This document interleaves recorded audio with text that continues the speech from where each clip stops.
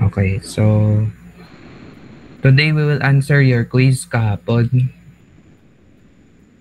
So everyone receives his or her scores na.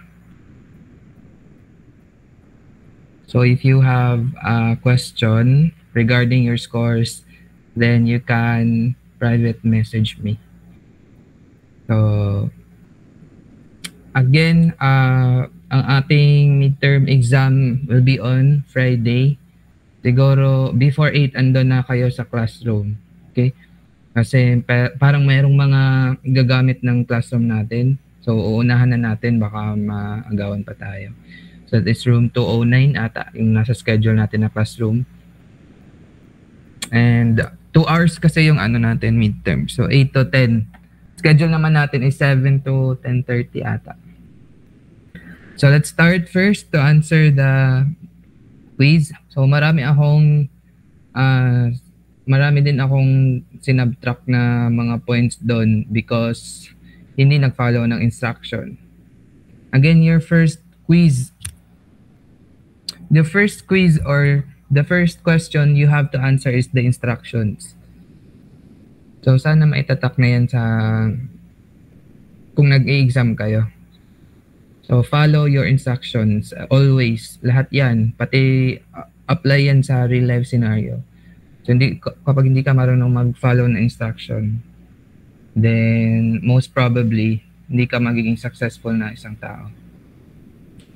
So yun pa nga lang di mo alam na mag-follow. Lalo na pag nasa trabaho ka na, hindi ka marunong mag-follow ng instruction. So instructions are very strict ako doon pagdating sa instruction. So most of you here are subtracted doon sa kanilang original scores.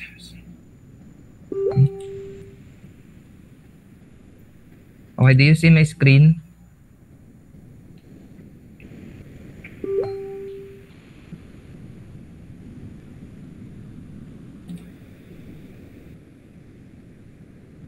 Opo.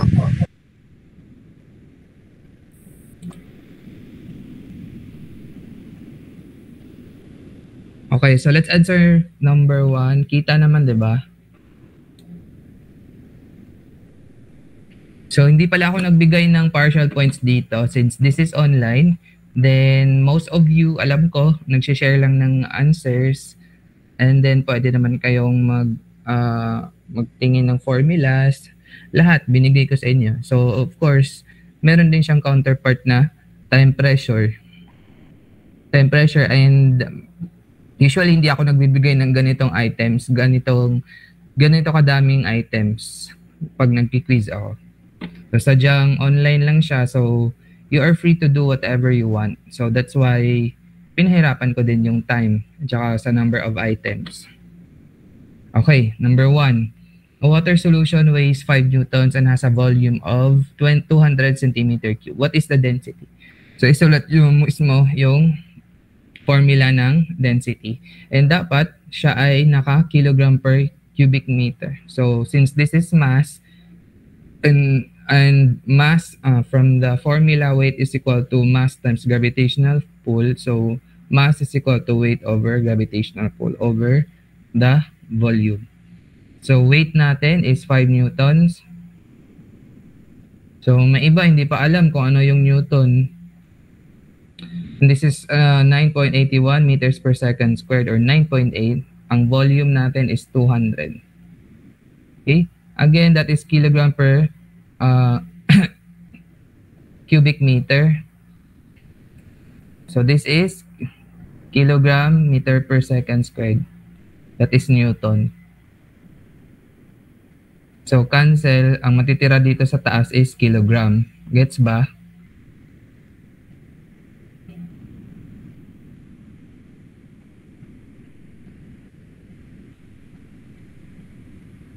Ano po? So the density is 2548.420. Again, nasa instruction ko na dapat naka 3 decimal place and naka-box. Yung iba, hindi naka-box tapos hindi pa naka 3 decimal place. Yung iba din hindi marunong mag, example, 14, ay, 0.148. So, 3 decimal places, 0.015. Tama? So, marami nagkakamali doon. Di ba? So, this is,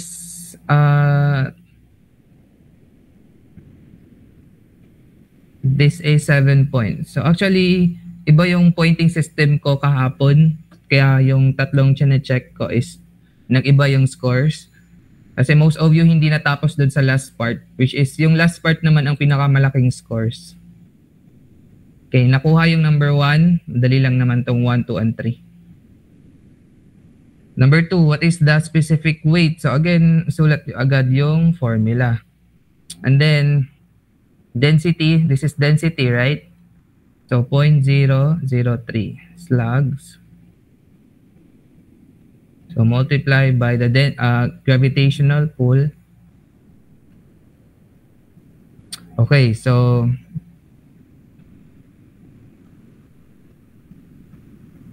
yeah. So feet per second squared. So ang sagot dito is magiging pound feet cube, right? Feet per second squared. Tama.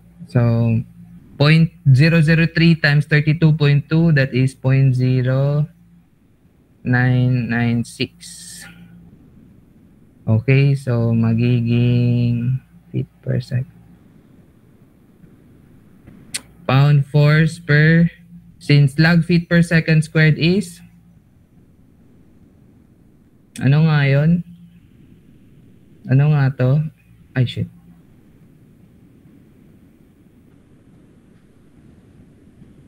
This is 1 lbf equals to 1 slug feet per second squared. So 1 lbf yan. This is feet cube. So convert ko lang kasi sabi niya naka-Newton.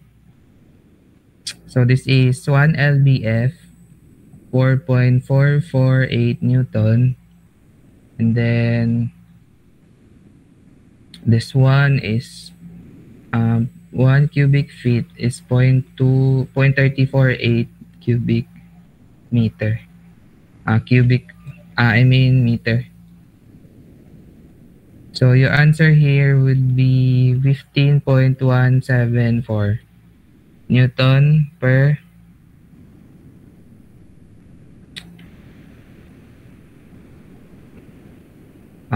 cubic meter. So again, this is another 7 points.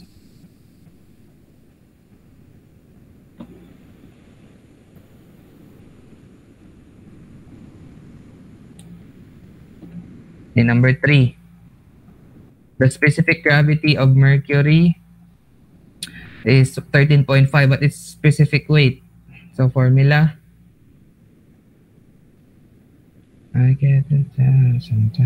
so specific weight is Sg times the specific weight of water. Tama? So this is 13.55 times 9.81 meters kilonewton per cubic meter. So the answer here is 132.926 kilonewton per cubic meter. So 1, 2, 3 pa lang, you can finish this in 5 minutes. So binigay ko na rin yung ibang ano dito, yung ibang sagot ay yung ibang questions, like 5 dito ay binigay ko sa mga nagsagot dun sa problem set number 2 and 3. Kaya most of them is naka 60 plus. So this number 4, sagutan natin to. So ito yung problem set na binigay ko lang yung sagot sa mga nagbigay ng solution. Of course, you reap what you sow.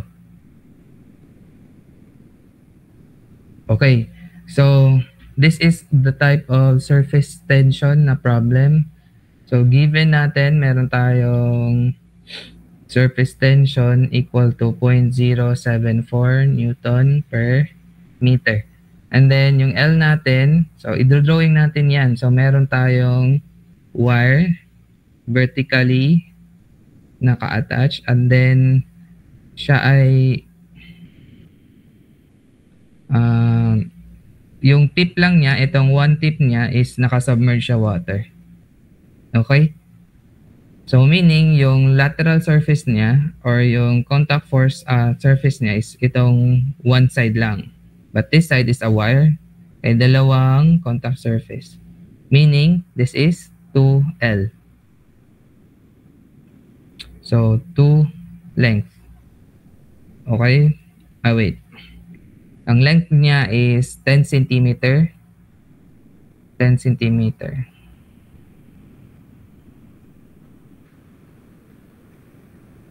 That is 0.10 meters.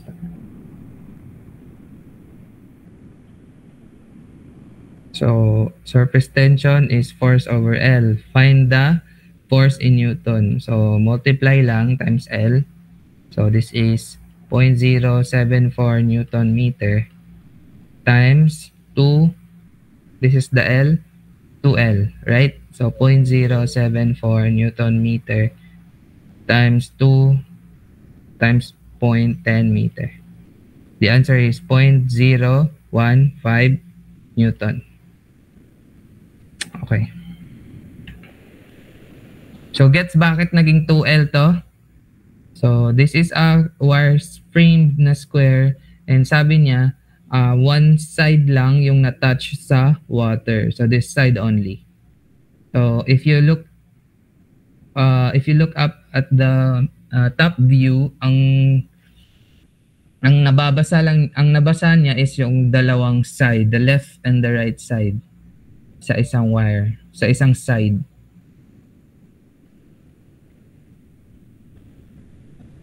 Gets ba?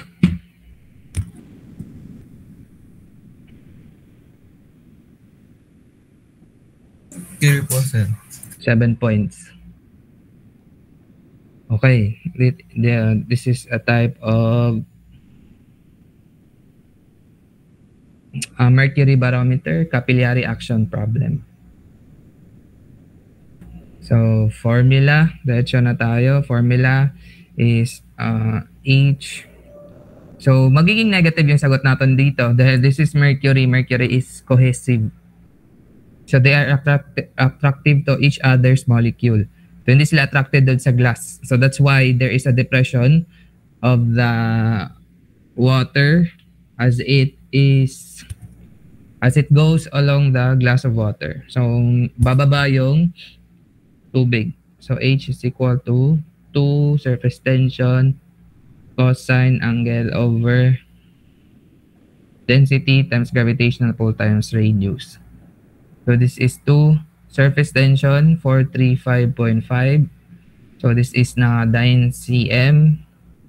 Convert natin ang dyne to 10 raised to 5 or 100,000 dynes to 1 Newton times yung cm natin, 100 cm, 1 meter. Next is cosine. The angle is 140.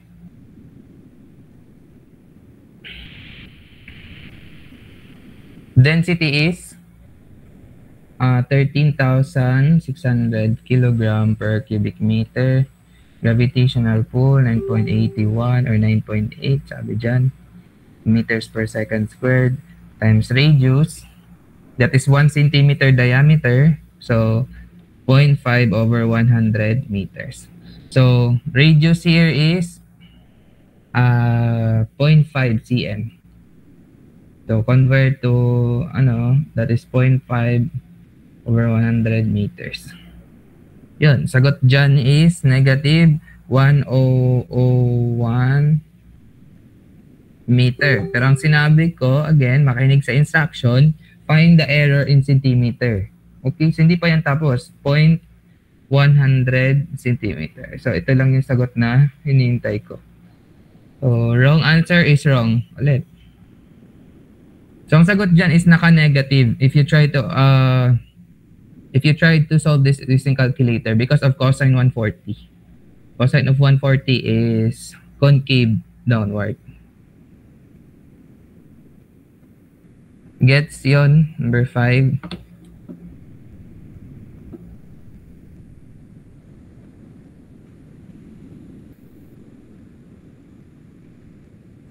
Number 6 na. A volume of 5 liters of water is compressed by pressure 20 atmosphere. If the bulk modulus is 20 times 10 raised to 8, find the change of produced volume. So, formula agad, change of P over change of volume over volume. Ang hinahanap dito is yung change ng volume or the reduced volume. So, change of pressure times volume, the original volume times the bulk modulus. So, change of pressure, that is 20 atmosphere. Convert ko lang to kPa. Ay, to, to Pascal.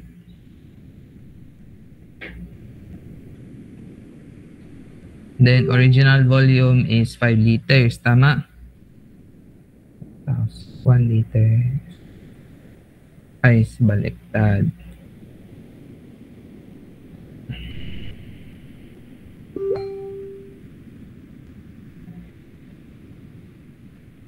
And the bulk modulus is 20 times 10.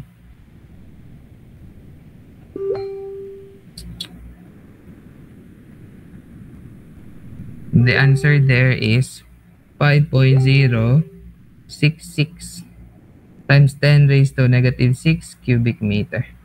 That is reduced volume. Reduced volume.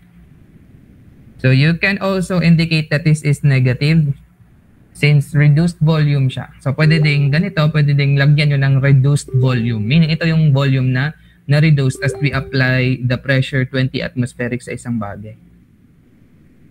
Gets yun? Okay, proceed na tayo dito sa number 7. Okay, so ang hinahanap dito is yes. Wait. Yung number 4, tama na. 5 is 8 points yan.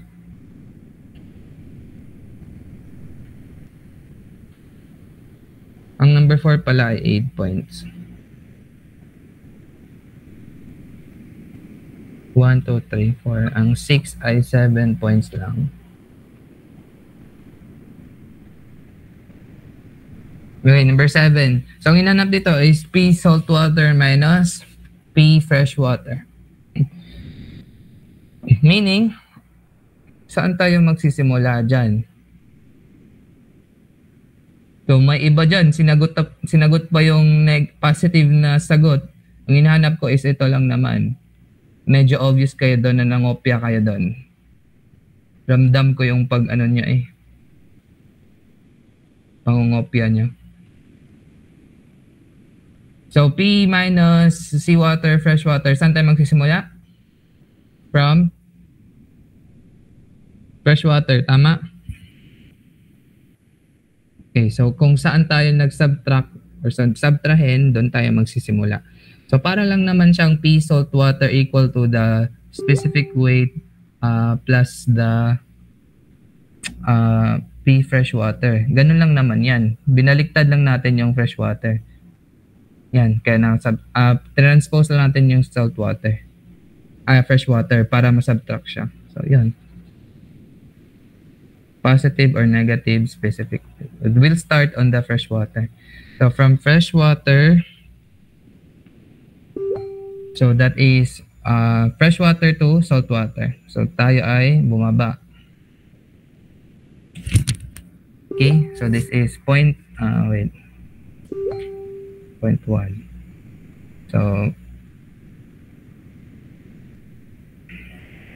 fresh water is 1 times 9.81. That is the specific weight of water, or wala nang 1, pwede na din.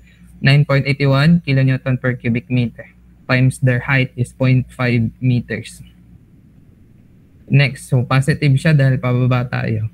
Next, dito na part until this one. Again, this part over here, since pressure, since this part here is same height as this part over here, and then same din sila na liquid, we skip this curvature part or this curved path. So meaning yung pressure dito is equal to the pressure here. So from this point to this point ay umangat. Tama? Again, the pressure here is equal to this pressure there. Paano natin? Since same sila lang height and same din sila lang liquid. So, yun. This one, so pababa tayo kaya nag-subtract. Okay, so this is specific weight ng mercury, 13.6. Specific weight ng water, specific gravity pala yun. That is 9.81. Next is yung H, binigay dito, 10 cm. So this is 10 over 100 meters. Convert ko lang to meters. Next, from this point to this point, again, this part over here is the same pressure because of their height. Same sila ng height, then same sila ng liquid.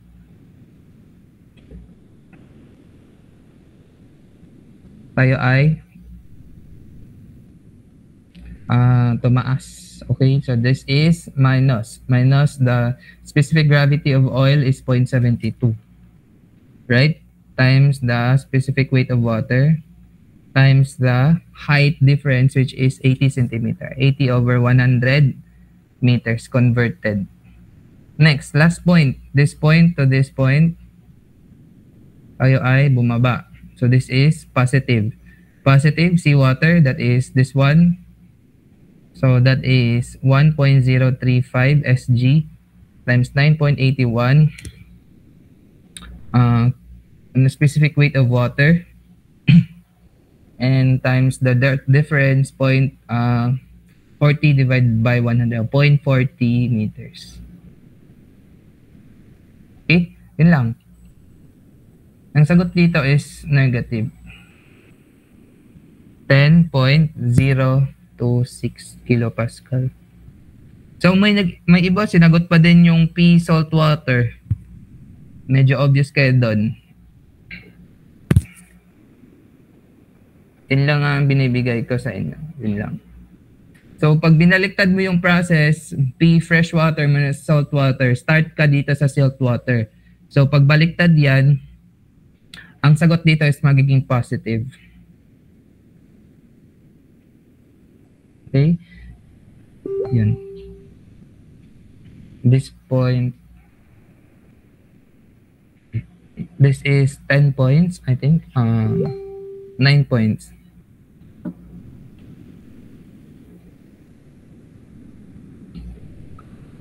Okay, last, number 8. So, number 8. So we need to find the pressure at the pipe. The pressure at the pipe, if you subtracted it to the pressure of air, the last one is equal to the specific weight times the height. That's why, if you want to get the pressure of the pipe, magiging positive siya. PA plus or minus the specific weight of the any substances. So, ang pressure pala ng pipe is equal to the pressure of air, pressure ng water, pressure ng gauge fluid, just pressure ng water. Ulit. Since may water dito sa pipe. Okay. So, nakaslant yan. So, di ba pag nakaslant to, mamaya, dapat tayo ay ang H niya dapat is always the vertical height, not the slant height. Okay, simula tayo sa pressure ng air, which is given na 30.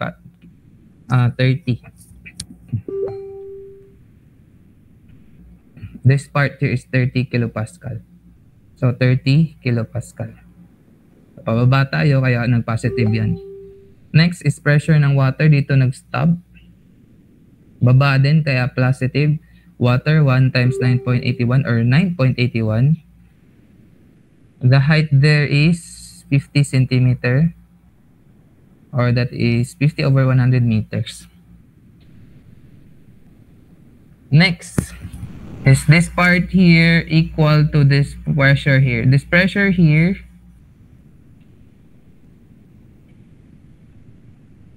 okay? Ang pressure dito is equal because of their height and their liquid content. So ang ano lang natin dito na part, dito tayo dito tayo mag-start tapos dito tayo mag-end. Okay?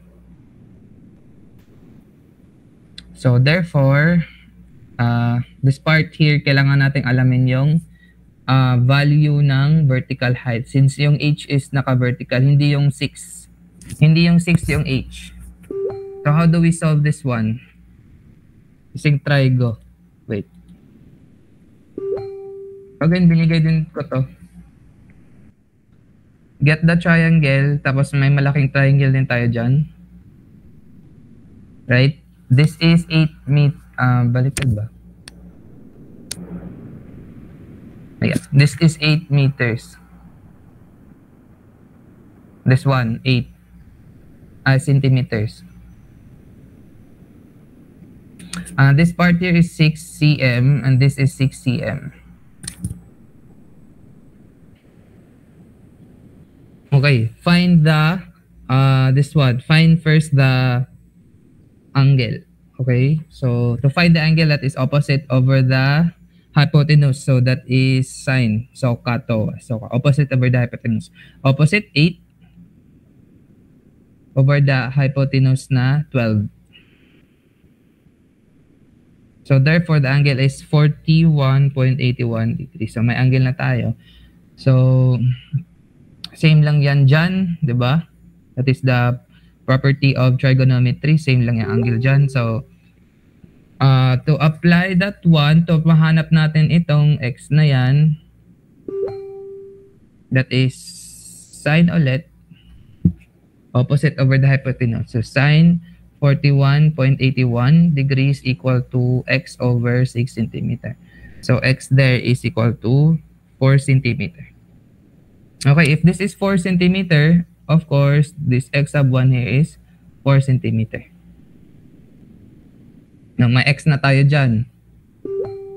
So this one is from point 2 to point 3, that is papataas. So minus gauge liquid na specific gravity 2.4 times 9.81 specific weight ng water times the vertical distance na 4 cm. So 4 divided by 100 meters. Okay, last, this one. From this point to this point,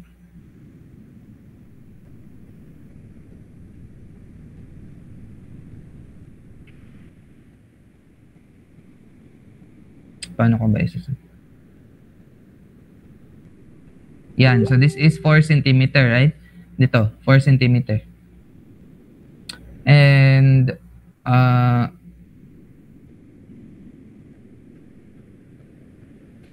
tayo ay tumaas. So this is minus water ulit yan, 1 times 9.81 times the 4 centimeter.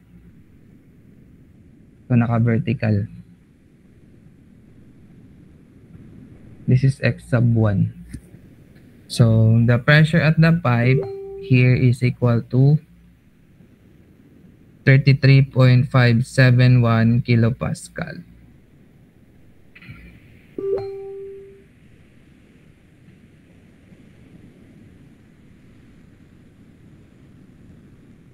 Gets ba to?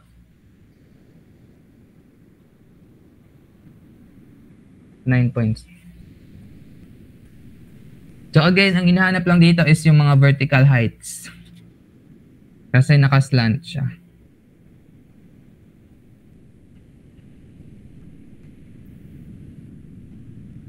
Question.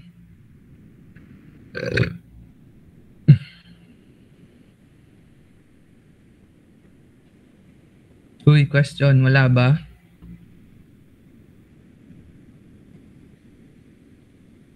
Wala po. Okay.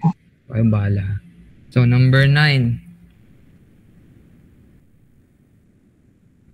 So medyo ano lang dito yung drawing dyan, yung letter D, dapat dito yung D.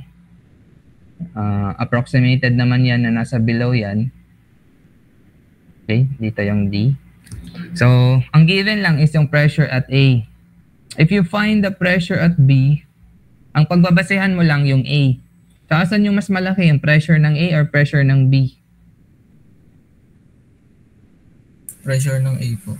Okay, so dapat doon tayo mag-subtract sa pressure ng A, which is 29 pound per square feet. So meaning pressure ng A minus pressure ng B equal to the specific weight times height. Right? So meron tayong pressure ng A, wait, 29.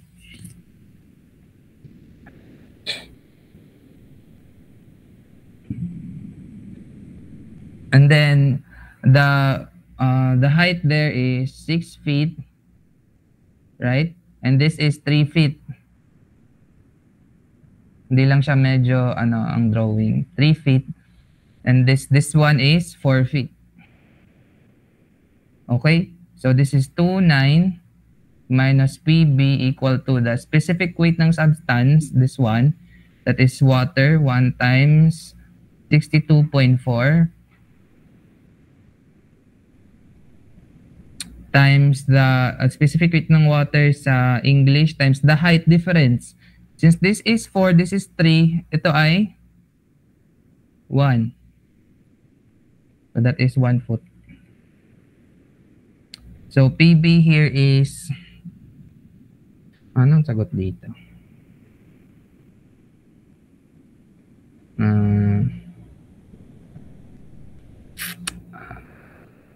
Ako na lang calculate. 29.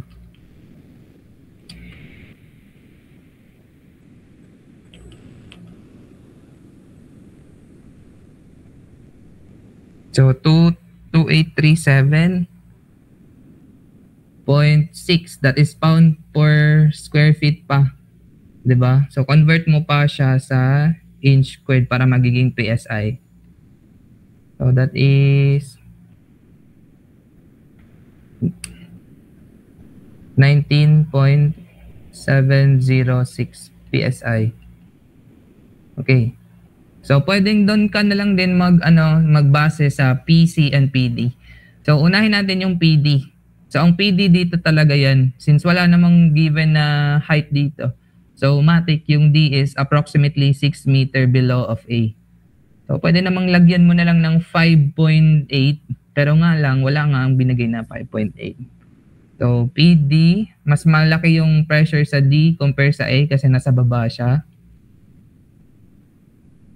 Equal to the specific weight times height. So PD is equal to PA, which is 29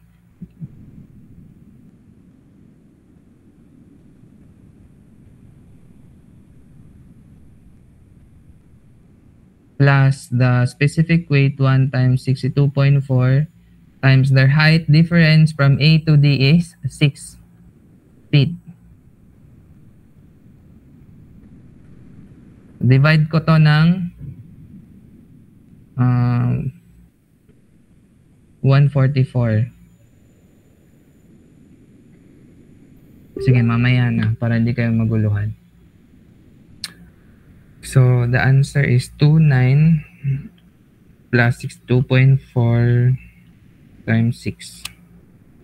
So, this is 274, 3274.4.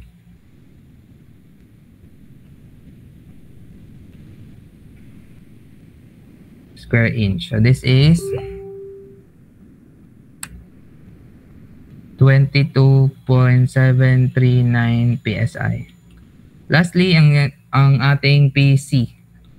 So, ang sinabi ko, wala naman akong binigay na density ng air, di ba? Nasa air yung C.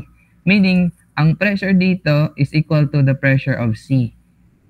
So, sa libro, ang sagot nila is binigay yung specific weight ng air which is 0.075. And since hindi ko naman siya binigay dito sa problem, automatic that the pressures here is equal to the pressure there. Katulad lang yung sinabi ko kanina, ay yung last time, na pag binigay ko yung P atmospheric, yun yung magiging pressure dito sa surface. Okay? Pag wala, of course, magiging 0 to. Okay?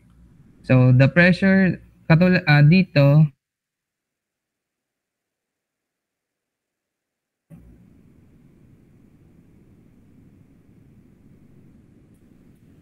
so meaning, the pressure of C is equal to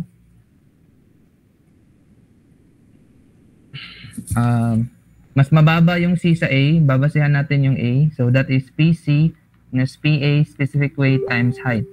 So PC is equal to PA plus specific weight times height. PA is 29.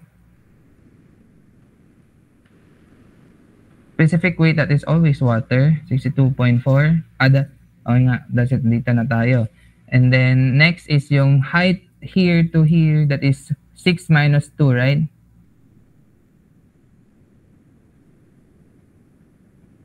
So that is 4 feet. So pressure A at pressure C here is 6 minus 2, that is 4 feet.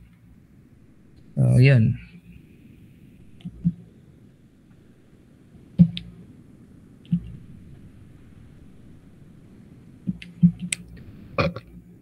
$3,000.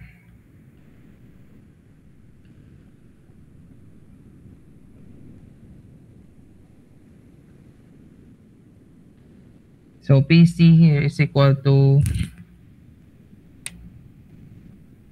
21.872 PSI. Yan. So ito yung 10 points.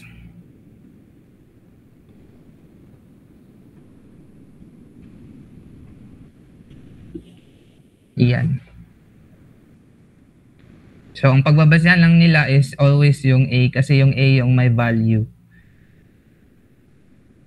Kuha na to. So kung sino yung mababa, doon kayo mag-subtract. Tapos minus PA, specific weight times height. So difference of their heights times the specific weight of the liquid.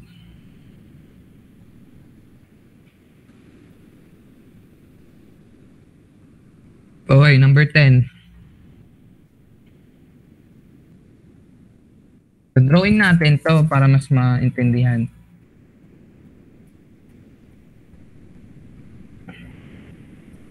So find the pressure in PSI at the interface and at the bottom. So an open tank contains 9.84 feet of water beneath A, meaning this is 9.4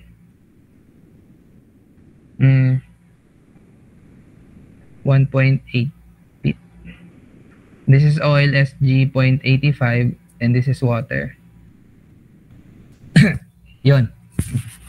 So this is the P interface. This is P bottom.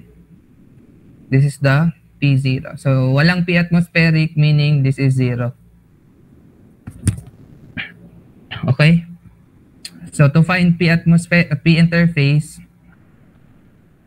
minus P, lagyan na lang natin ng 1. P at the surface equal to the specific weight times height. So this is 0 kasi walang P atmospheric na binigay. That is specific weight ng ano ga to? Oil, 0.85 specific gravity times specific weight ng oil, that is 62.4 pound-force per cubic foot, that is in feet, times their difference 1.8 feet.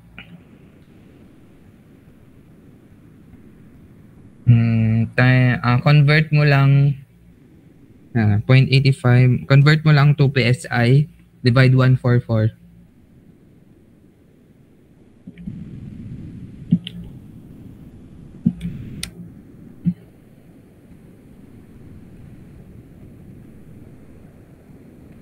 Pound per square feet. So 1 square feet is 144 inch cube.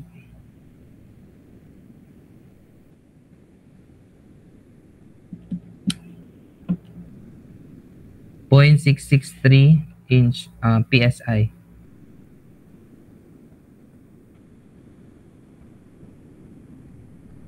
Next, at P at the bottom, pagbabasehan natin yung P interface. Siya yung mas malaki. Kp bot is equal to P interface plus specific weight times height. So, kaya tayo nag-plus kasi nagbaba tayo, di ba? Pababa tayo. P interface is 0.663 PSI na yan. Plus yung ating specific weight that is water, 1 times 62.4 times their height that is 9.4.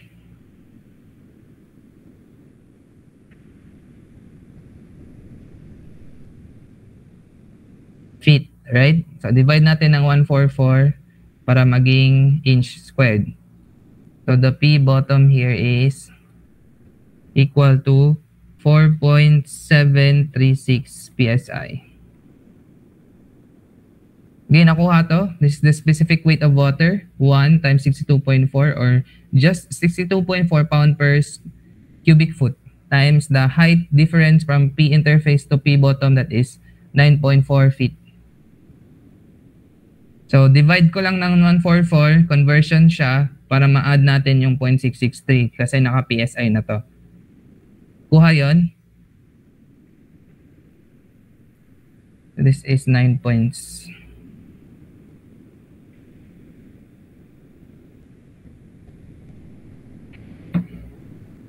Number 11. So, a concrete cube 10 inch on each side. So, convert lang natin to this concrete is 10 inch. So, to convert natin to feet, 10 over 12. Yung height, breadth, and yung length niya.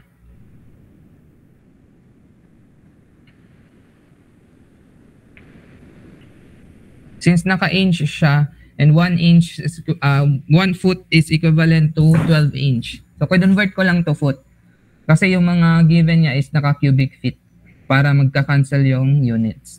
Okay? So, attached by the lightweight foam buoy to it. So, actually, ganito lang yan siya kung walang wire. So, merong foam na naka-attach sa concrete. Nakalubog sila lahat, 'di ba? So, itong wire na to, hindi na siya kasali sa i-add natin. Bali, in-attach lang tong concrete. So, if the specific weight of the concrete is, binigay na yung specific weight, this is 150. And yung foam is 5. What is the volume of this one? Okay. So, the formula is weight equal to the buoyant force. So, since weight niya is weight ng ano nga to? Weight ng foam tsaka weight ng concrete. Tapos may buoyant force din, dalawa, kasi lubog sila. Buoyant force ng foam, buoyant force ng concrete. BFF, BFC. So, ang weight, that is weight ng foam plus weight ng concrete. Buoyant force ng foam plus buoyant force ng concrete. Anong ang formula dito? Specific weight ng object, foam, volume ng foam, plus specific weight ng concrete times the volume ng concrete. This is the specific weight where the foam is submerged, which is water lang naman, times the volume of the water equal to the foam submerged plus the specific weight of the lagyan na natin ng water. So, specific weight ng ano ba yan? Concrete where the specific weight ng liquid where the concrete is submerged, just water, and then yung volume ng concrete where it is submerged. Okay, so this one is specific weight ng foam, which is 5.0. Volume ng foam, wala. Specific weight ng concrete, that is 150. Volume ng concrete, again, naka-fit na to. So volume niya is 10 over 12 times 10 over 12 times 10 over 12. That is the length, breadth, and the height, volume ng concrete. So the specific weight where the foam is submerged, which is water, right? So that is 1 times 62.4 times volume ng foam, ito, equal because nakalubog sila lahat sa tubig. So equal lang yung volume ng water sa volume ng foam because yun nga, nakalubog sila fully. Plus the volume ng water where the concrete is submerged, that is, I mean specific weight, water, times volume, which is nakalubog siya lahat. Kaya siya ay 10 over 12 times 10 over 12 times 10 over 12. Yun. So, ang anong dito is BF or volume ng foam. Makukuha mo na yan, that is 0.883 cubic feet.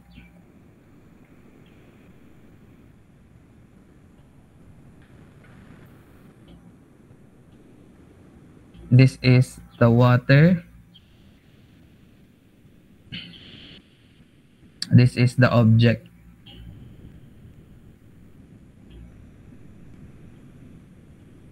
Kuha?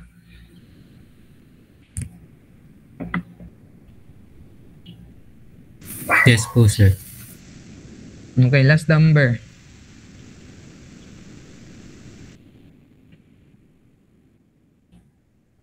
So last number. So dinrawing ko yun. Binigay ko yung drawing dito. So this is 25 degrees and apex upward, right? So this is 3 meters. And this one is, ito yung, this is 1.2 meters. And yung height niya is equivalent to 3 meters. Again, magkaiba yung height dito sa projected. Projected na nakikita nyo compare dito. Since this is the triangle, nakaganyan siya. If sa side view mo, nakaganito. So, iba yung height dito compare sa slant height. Okay? So, projected view mo lang siya kung ano nakikita mo. Pag pinakita ko yung nakaganito, nakaslant pero nakikita mo, triangle pa din. So, binigay ding SG equal to 1.025. Again, we need to find the hydrostatic force. That is specific weight times H bar times the area. So, sa ganitong triangle, nasan yung specific gravity niya?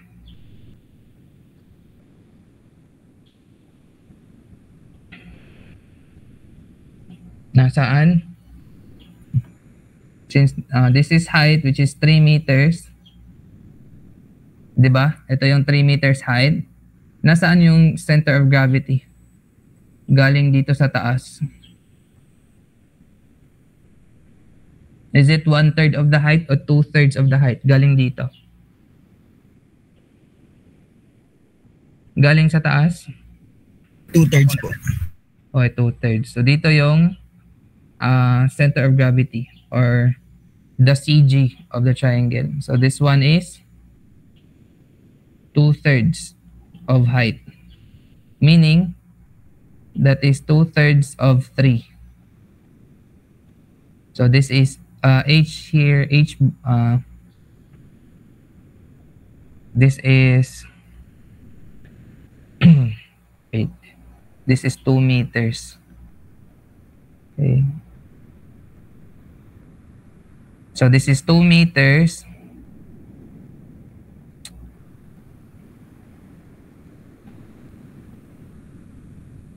Yan.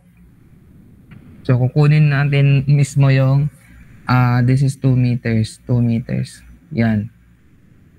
Kukunin natin yung wait.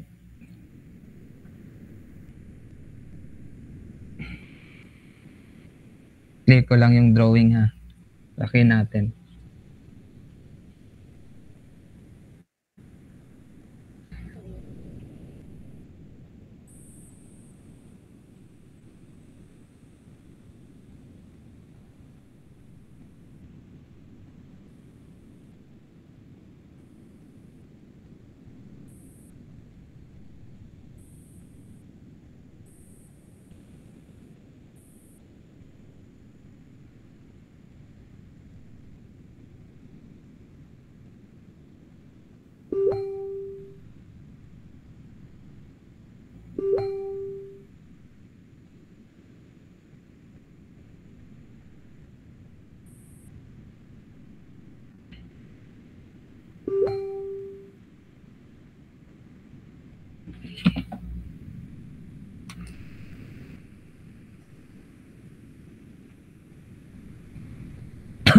So this is 2 meters, right? Na naka slant view. So dito yung ating center of gravity. So ang ating the hydrostatic pressure will act below the center of gravity dito, F. So meaning, kukunin muna natin yung horizontal distance dito. Kunin natin yung triangle dyan.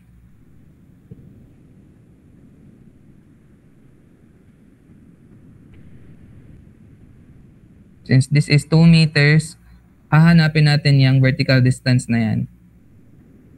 And this is 25 degrees. So, para ma-add natin dito sa surface, which is this is 1 is 3 meters. This one.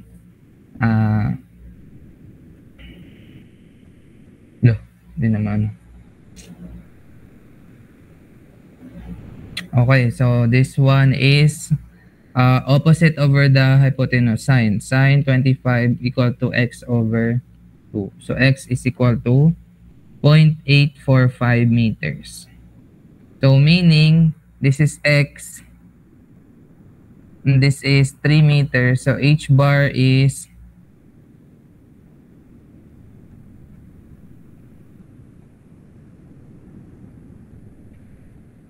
h bar here is x plus 3 meters.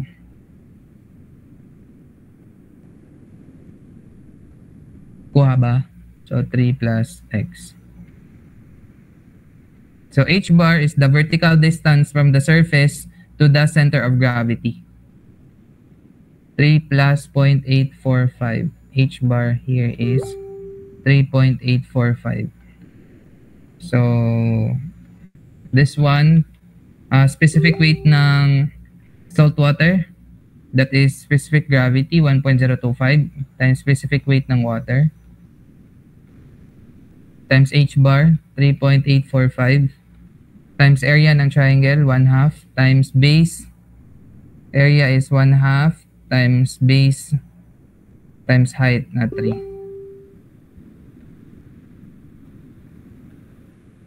Okay, so F there is equal to 69.592 kilonewton. Next is the distance from this point, the center of pressure, to the surface. Okay. So first, hanapin muna natin yung Y bar. Ito yung Y bar.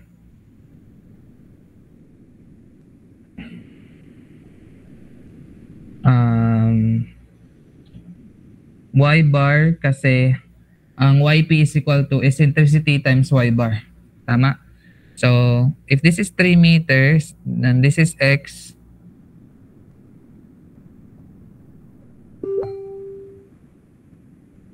Diba this is 3 plus X? Ito yon. This is Y bar. 3 plus X, or where X is 0.845. Itong triangle na malaki na yan. So, Y bar there is... So, this is 3.845. So, sine 25 opposite 3.845 over Y bar. Or that is just equal to H bar, right?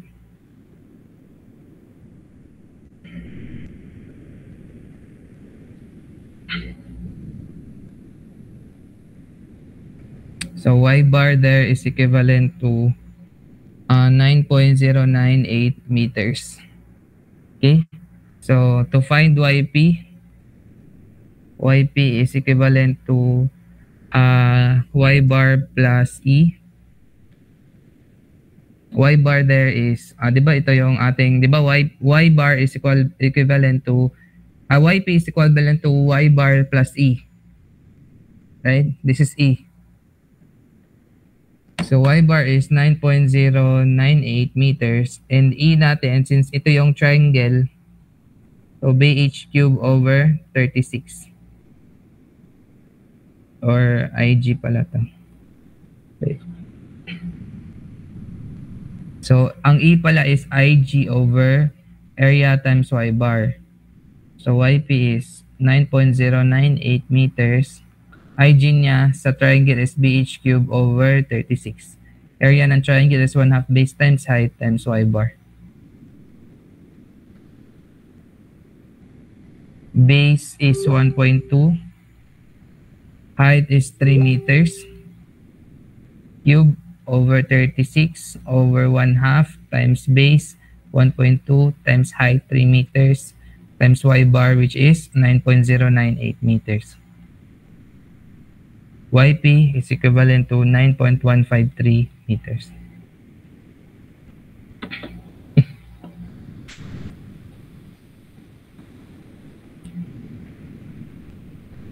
Yun. So that is 10 points. A total of 100 points. Nagets ba to? Yung YP? So, to find this X, kailangan muna nating hanapin yung center of gravity na nakaslant siya. Since ito ay projected lang para makita yung width ng triangle or base ng triangle. So, huwag kayong mag-base dun sa height na yan. Yung triangle na yan. Ang pinapakita lang dyan is yung position na ng triangle tapos yung base na 1.2. So, yun. Para hindi kayo maguluhan na bakit dito tayo nagkukuha ng X. Since ito yung H bar is from the surface to the center of gravity na nakaslant. Next, to find the YP, kailangan mo natin yung Y bar. Since YP is equivalent to E plus the Y bar. And E depende yan sa, ang formula ng E is, depende yan sa, yung IG niya, depende sa shape ng object. So, IG is BH cube over 36 since that is triangle.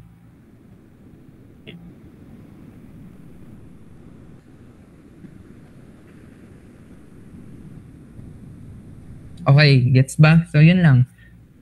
8, 5. Tapos kayo ng isang oras.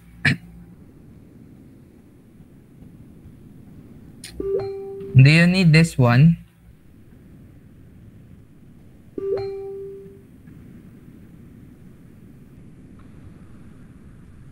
This one is 9 points pala.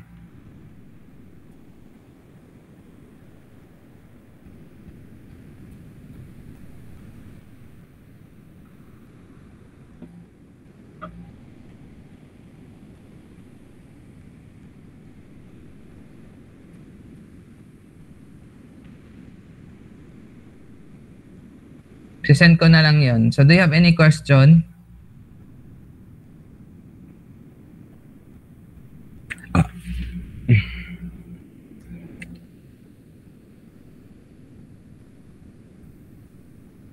Question? Wala na? Wala naman po. Regarding sa midterm, wala kayong tanong. So, passing score pala kanina is 50 over 100. Yung exam natin.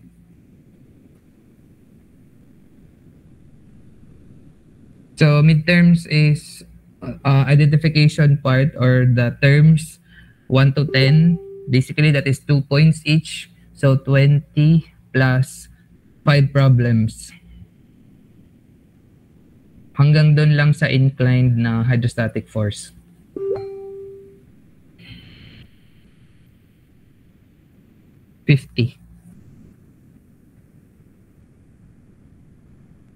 Actually, itong 100 points na to is naka-percentage lang naman. But the first quiz is 50 points.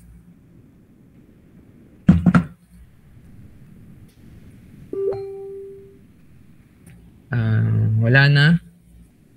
Early dismissal muna tayo para makapag-prepare kayo sa midterm. So, see you on Friday. And magbibigay pala ako ng set ng problem set to be passed on next week Friday. So, problem set number 2 to be passed on Friday next week.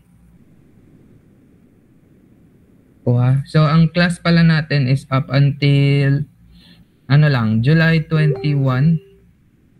Yan, tapos na tayo sa summer. And I can finish the whole finals next week ata. Matatapos ko na yan. So that early tayo makapag-finals early tayo makapag-finals tapos early din tayo makapag-removals if ever merong babagsak dun sa finals. So, early din tayo matatapos. So, baka next week tapos na tayo sa finals. So, matatapos ko yan within 3 meetings next week. Madali lang yung finals natin. Mahaba lang yung mga solutions. Okay? So, basically, madali lang yung summer. So, July 21, tapos na tayo. Baka sa July 14, magpa-finals na tayo.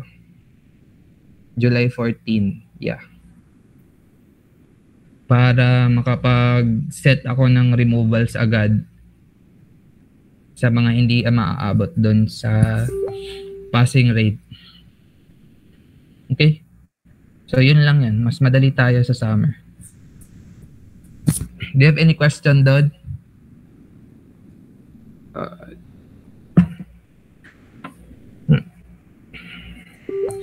So, tatlong PSET pala ata. Tatlong PSET, tapos dalawang quiz, tapos midterm and finals. Yun lang yung magagaling yung grades niya.